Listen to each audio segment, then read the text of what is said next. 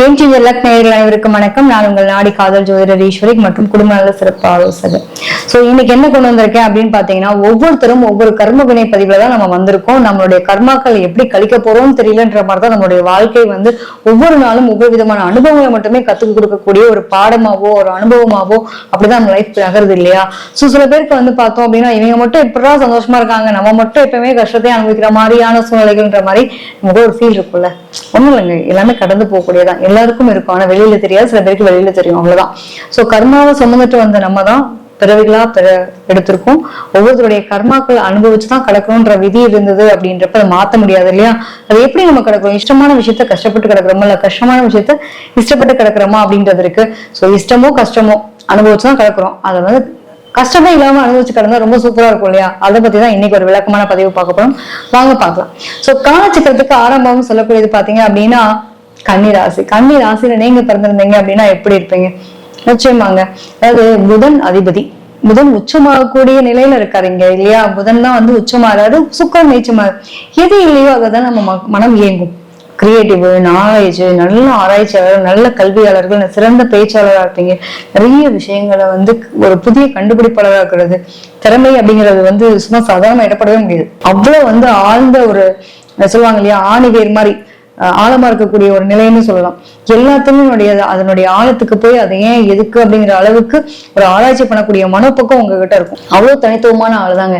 என்னைக்குமே வயசானாலும் ஸ்டைலும் அழகும் ஸ்டைலும் மாறவே இல்லைன்னு எப்படி நம்ம ரஜினி சார் பார்த்து சொல்றோமோ, அது மாதிரி உங்களுடைய திறமைன்றதுக்கும் உங்களுடைய அழகா இருக்கட்டும், அதாவது பேச்சா இருக்கட்டும், இளமைத்துவமா இருக்கட்டும், இதெல்லாம் எப்பவுமே தனித்துவம் தாங்க. உங்களுடைய வார்த்தைகள் வேற விதமா இருக்கும். உங்களோட ஐடியாலஜி மிகப்பெரிய ஒரு அச்சீவ்மெண்ட் கொடுக்கக்கூடிய ஒரு அமைப்புல தான் இருக்கும். சுக்கிரன் நீச்சம். அப்ப உங்களுடைய ஆசையிலே சுக்கிரன் நீச்சம் அப்படின்னால என்ன நடக்கும்? அப்ப எது இல்லையோ அதுக்காக தானே இயங்குவோம். நம்மளோட கர்மா எதை நோக்கின பயணமா இருக்கும் யோசிச்சு பாருங்களேன். அதிகபட்சம் இந்த கண்ணில பிறந்தவங்களுக்கு என்ன கவலை அதீதமா இருக்கும் அப்படின்னா, 2ஆம் இடத்துல சூரியன் நீச்சம் வரீங்களா, என்னதான் இருந்தாலும் எங்க வீட்டாளங்களே என்னை திருப்திப்படுத்தவே முடியலங்க. வெளியில எல்லாம் என்னை நல்லவன்றாங்க, ஆனா வீட்டுல இருக்கவங்களுக்கு நான் நல்லவனாவே தெரிய மாட்டேன் அப்படின்ற புலம்பல் இருக்கும். முதல் விஷயம், உங்களோட ஐடியா உங்களோட திறமையை பார்த்து பல பேர் அப்ரிஷியேட் பண்ணுவாங்க. ஆனா உங்களுக்கு அதுல இன்னும் நான் ஏதோ பெஸ்டா பண்ணிருக்கலாம்ன்ற மாதிரி தன்னிறைவுன்றதே முதல்ல இருக்காது. அது மட்டும் இல்லாம அன்பு, காதல், ஆசை, பாசம் அப்படின்ற ஒரு விஷயம் எடுத்துக்கலாம். அன்புன்றது யாருங்க? காதல்ன்றது எதை நினைக்கிறீங்க? இந்த அன்பினுடைய வெளிப்பாடு தான் காதலா மாறுறதுக்கான நிலை. அந்த அன்பினுடைய வெளிப்பாடுக்கும் காதலுக்குமான டிஃபரன்ஸ் என்ன அப்படின்னா, ஒரு அம்மா ஒரு குழந்தை மேல வச்சிருக்கதும் அன்பு, அதுவும் காதல் தான். அதாவது ஒரு பையன் ஒரு பொம்மை மேல வச்சிருந்தாலும் சரி, ஒரு டாய்ஸ் மேல வச்சிருந்தாலும் சரி, இல்ல எனக்கு என்னோட பெட்ஸ் ரொம்ப பிடிக்கும் அப்படின்னு அது மேல வச்சிருந்தாலும் அது காதல் தான் இல்லையா? அந்த ஒரு படி மேலன்னு சொல்லுவாங்க. அந்த நூல் இடைவெளி தான் டிஃப்ரெண்ட் அப்படின்னு சொல்லக்கூடிய அமைப்பு தான். நம்ம நினைச்சுட்டு இருக்கோம் காதல் அப்படின்னாலே ஒரு ஆண் பெண் இருக்கக்கூடிய நிலை மட்டுமே அப்படின்னு. அது கிடையாது. மேக்சிமம் இவங்க ரொம்ப அன்புக்காக இயங்கக்கூடிய ஒரு நபர்களா இருப்பாங்கன்னு. கண்டிப்பாங்க இவங்க எல்லாம் பாத்தீங்க அப்படின்னா வாழ்க்கையில ஒரு முறையாவது நம்பிக்கை துரோகத்தை சந்திச்சிருப்பாங்க. நம்பிக்கை துரோகத்தை சந்திக்காம இருக்கவே முடியாது. இன்னொன்னு பாத்தீங்க அப்படின்னா காதல், பல காதல் தோல்வி, ஒரு காதல்ல பல காதல் தோல்வி கண்டிப்பா சந்திச்சவங்களா இருக்குக்கான அமைப்பு உண்டு. என்ன காரணம் அப்படின்னு பாத்தீங்கன்னா, மேக்சிமம் காதல்ல ஜெயிக்கிறவங்க தான். ஆனா படிக்கும் போதே பாத்தீங்க அப்படின்னா காதல்ல உங்களுக்கு பயப்படக்கூடிய ஒரு சூழ்நிலைகள் அமைஞ்சிருக்கும். சொல்ல மறந்த காதல் கதையும் இவங்ககிட்ட இருக்கிறதுக்கான கொடுப்பனை அப்படின்றது உண்டு. மேக்சிமம் இந்த சாட்டிஸ்பேக்ஷன் சொல்லுவாங்க இல்லையா, அது யார் மூலமா இருக்கும் அப்படின்னா, இவங்களுக்காக எல்லாம் பண்ணிக்கிறீங்களான்னு கேட்டீங்கன்னா நிச்சயமா கிடையவே கிடையாது. ஒண்ணு பார்ட்னரா இருக்கலாம், அதே மாதிரி நம்மளோட உறவா இருக்கலாம், சொந்தக்காரங்கன்னு சொல்லுவாங்க இல்லையா, நம்மளுடைய அம்மா அப்பா, நம்மளோட சித்தி பசங்க, பெரியவங்க, தாத்தா பாட்டி, இந்த மாதிரி உறவுகள் இருக்கட்டும். ஒண்ணு இவங்களுக்காக சர்வை பண்ணி அந்த வாழ்க்கையை வாழ்வாங்க, அல்லது தன்னோட பார்ட்னருக்காக நிறைய மெனக்கிடுவாங்க. இவங்களுக்கான திறமையை கூட சரி அவங்களுக்காக நிறைய விட்டு கொடுக்கக்கூடிய ஆளு யாரா இருப்பாங்க அப்படின்னா கன்னியாதான் இருப்பாங்க. கன்னி பேச்சுல மயங்காத ஆளே இருக்கவே முடியாதுங்க. மேக்சிமம் சொந்த செல்வ சூனியை வச்சுக்கிறதுக்கு இவங்களுக்கு திறந்து வெளியில இருந்து வேற ஆளா வர வேண்டாம். ரொம்ப நாளா பார்த்து பழகினவங்க மாதிரி ஒரு கம்யூனிகேஷன்ஸ் அப்படின்றது, எங்கிருந்து வரீங்க, எப்படிங்க இருக்கீங்க அப்படின்ற அளவுக்கு உடனே ஒரு ஃபர்ஸ்ட் டைம் தான் பார்ப்பாங்க. ஆனா பல நாள் பார்த்த மாதிரி பேச ஆரம்பிப்பாங்க. அங்கேயே ஒரு நட்பை தொடர ஆரம்பிக்கும். அதுவே பஞ்சாயத்தாவும் வரும். சந்தேகம்ன்றது விரிச்சு ஆனும் சொல்ல வரலாம் கிட்டத்தட்ட. அதே மாதிரி பாத்தீங்க அப்படின்னா இவங்களுடைய 8ஆம் இடமே செவ்வாயினுடைய ஆதிக்கம், சூரியன் உச்ச வரக்கூடிய ராசி. சுயமரியாதை, கௌரவம் அப்படின்றதுக்காக இயங்குவாங்க. அதாவது இந்த சுயமரியாதை நம்ம கேட்காம கொடுக்கணும் இல்லையா, அதுக்கு வேற சுயமரியாதை. ஒவ்வொருத்தரும் வீட்டுக்கு வந்தா கூட சரி நம்மள கூப்பிடணும். இப்ப வீட்டுல 4 பேர் இருக்கும் அப்படின்னா, ஒரு அண்ணன் தம்பியே 4 பேர் இருக்காங்க அப்படின்னா, இவங்க கண்ணீர்ல பிறந்திருக்காங்கன்னா இவங்களுக்கு அந்த முக்கியத்துவத்தை அவங்க கொடுக்கணும்னு எதிர்பார்ப்பாங்க. சரி எல்லாருக்கும் சேர்த்து வாங்க சொல்லிட்டு போனாங்க அப்படின்னு எனக்கு தனியா கூப்பிட்டாங்களா, நான் ஏன் போகணும் அப்படின்ற மாதிரி கூடும். அதே மாதிரி முடிஞ்சு போன விஷயங்கள் இருக்குல்ல, அதை ஓவர் திங்க் பண்றது. எங்க நான் மிஸ்டேக்ஸ் பண்றேன், தன்னைத்தானே ஹீல் பண்ணிக்கிறதுன்னு சொல்லுவாங்கல்ல. சோ அது மாதிரி இவங்களுக்கு வந்து நிறைய மிஸ்டேக்ஸ் தான் இவங்களை வந்து லேர்ன் பண்ண வைக்கக்கூடிய ஒரு நல்ல வழிநடத்தக்கூடிய ஒரு ஆசான் மாதிரி அவங்களோட அனுபவம் தான். வாழ்க்கையில வந்து கஷ்டம் அப்படின்றத வந்து யதார்த்தமா விளையாட்டுத்தனமா செய்வாங்க பாத்தீங்களா இவங்கதான். எப்படின்னா போற போக்க விளையாண்டுட்டு ஏதோ உனக்கு தூக்கி இந்த கல்ல அடிச்சு விளையாண்டுட்டு அப்புறமா பெருசா பஞ்சாயத்து தான் கண்டுக்காம போற மாதிரி இருக்கும்ல, அது மாதிரி விளையாட்டுத்தனமா சில விஷயங்கள் செய்வாங்க. அதுவே வினையா மாறும், வேற எதுவும் கிடையாது.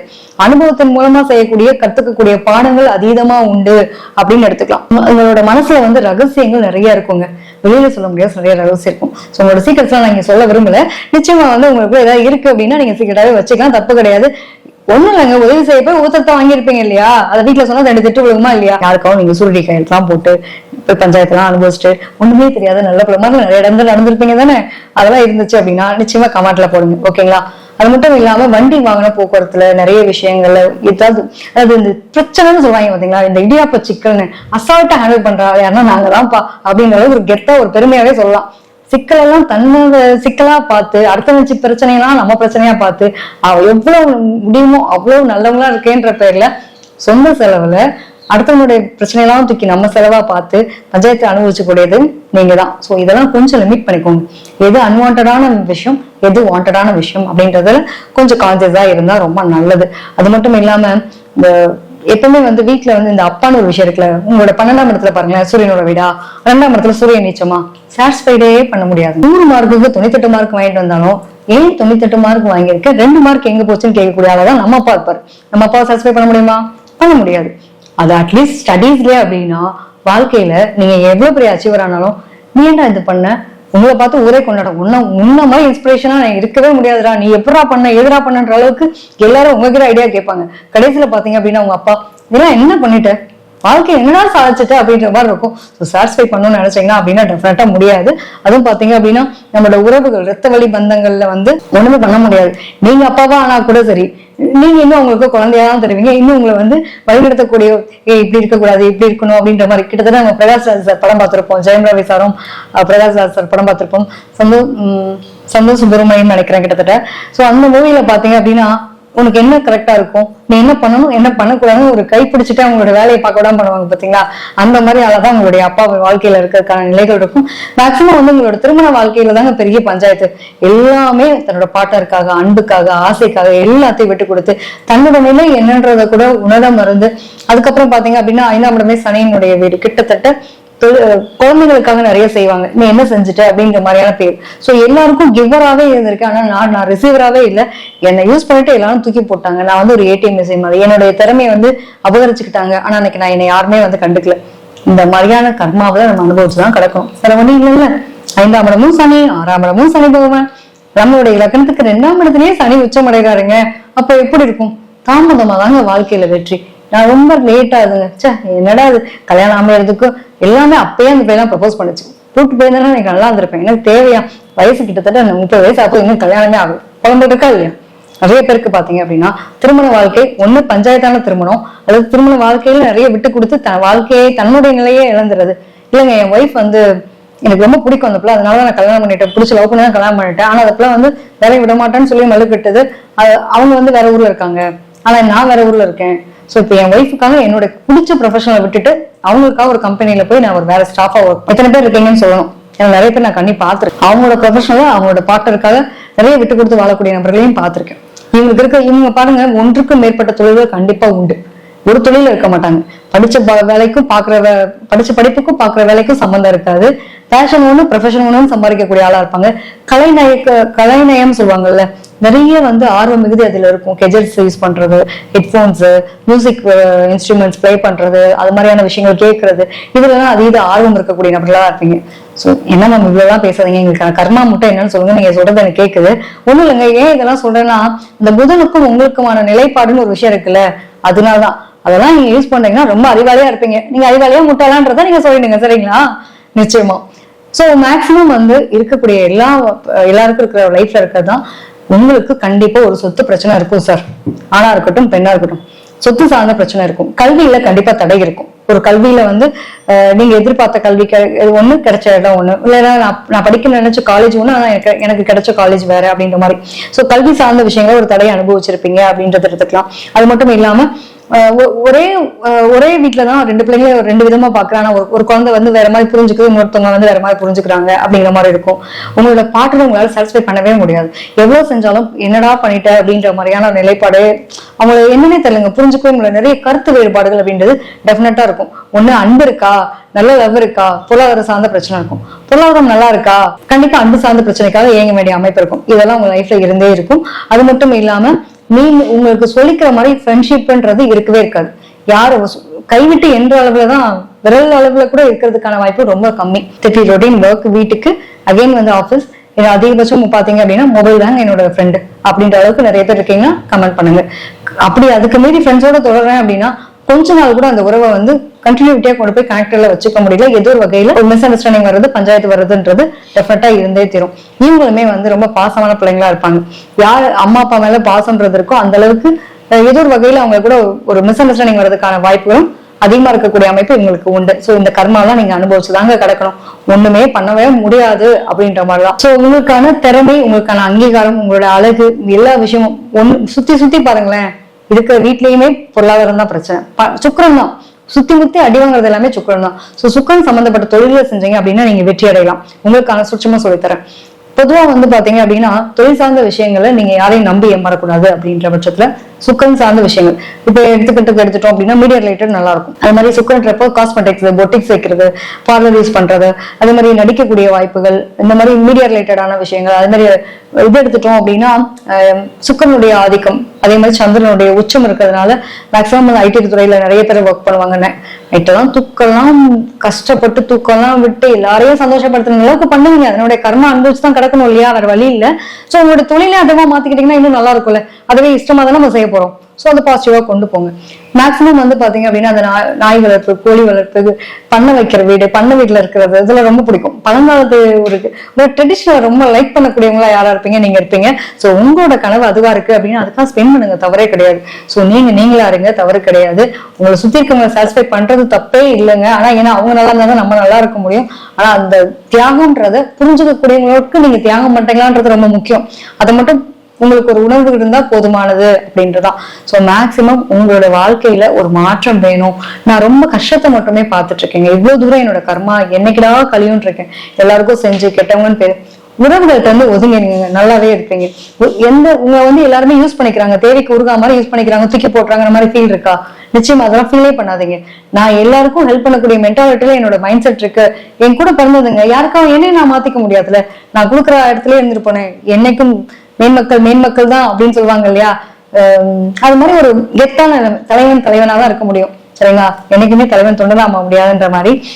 சோ நீங்க ஒரு தலைவனா இருக்கீங்க அப்படிங்கிற மாதிரி உங்களை எப்பயுமே உத்வேகப்படுத்திக்கிறது, தாழ்வு மனப்பான்மை இருக்கவே கூடாது. அதுதான் மிக முக்கியமான விஷயம். சோ உங்களுக்கு கொண்டாட தெரியணும். உங்களுக்கு இருக்கக்கூடிய திறமையை உங்களால அங்கீகரிக்க தெரியும். ஒரு தாழ்வு மனப்பான்மைக்குள்ள போறது, ரொம்ப ஓன்லி ஃபீல் போறது, யாருமே புரிஞ்சுக்கல, ஒன்னே முடிஞ்சு போன விஷயத்த அதிகமா பேசாதீங்க. உங்ககிட்ட இருக்கக்கூடிய மிகப்பெரிய மைனஸ் என்ன தெரியுமா, எந்த உறவுக்காக நீங்க இவ்வளவு தூரம் சாக்ரிஃபை பண்ணீங்களோ அந்த உறவை காயப்படுத்துற மாதிரி குத்தி பேசக்கூடிய மனநிலை உங்களுக்கு இருக்கும். அதை அங்கதான் உங்களோட வினை பயன் ஸ்டார்ட் அப் ஆகும்.